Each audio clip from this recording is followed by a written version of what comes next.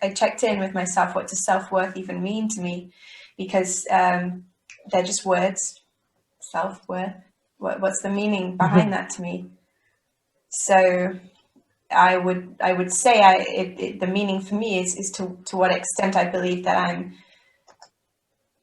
a worthy person, worthy of what happiness, love, abundance. Then there's the other side of it, that how I even view myself as a person. Right. How do I, when I look at myself, what do I see? How do I feel about myself? So there's maybe those two. There's the external definition of self-worth in relation to me and what I can attain in the world, and then my personal view when I look inwards. So maybe there's two ways we can look at that word. That view of our self-worth is totally conditional, and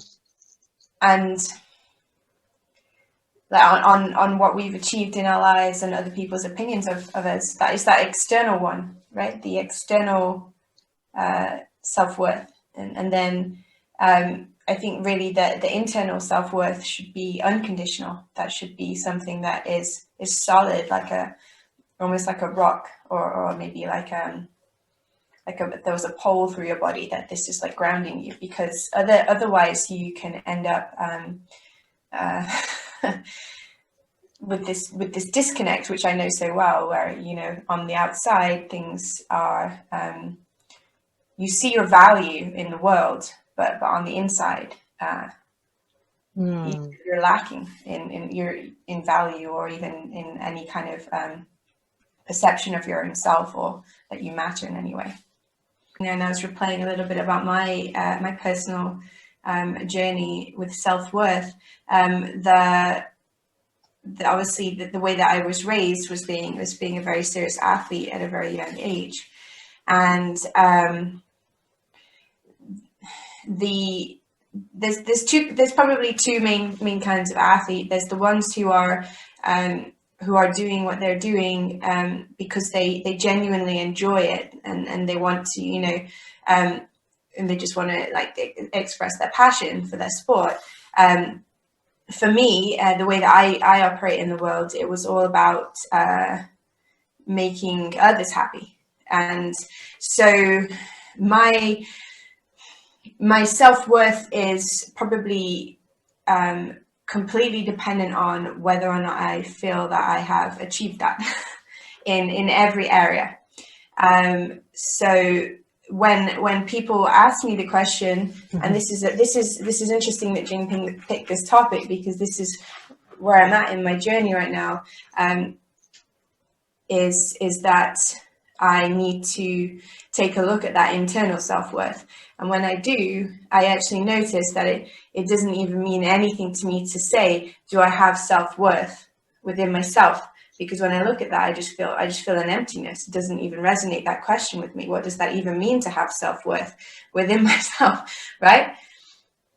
So this external part of the self-worth has always been easier, because I have been pretty successful for the most part of my life in keeping people happy. And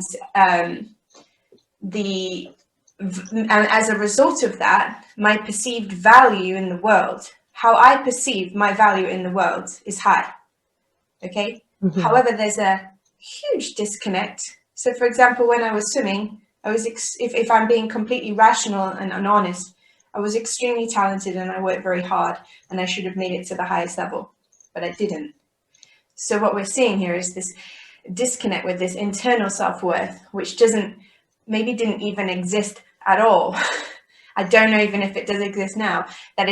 So I'm like unsupported, if that makes sense. So here's where I should be hitting, and then there's nothing like backing that up. So I always am the one who should do so much better than they actually do in all areas of my life. And I think when I take a look at that, because where I'm at with my journey right now, and this seems like it's going to be a pretty raw conversation for Jing and I, is the mentor that I'm working with. The very last thing that they said to me was, Amy, if you can't matter to yourself, how the hell are you ever going to matter properly to other people? Like, you have to matter most of all to yourself.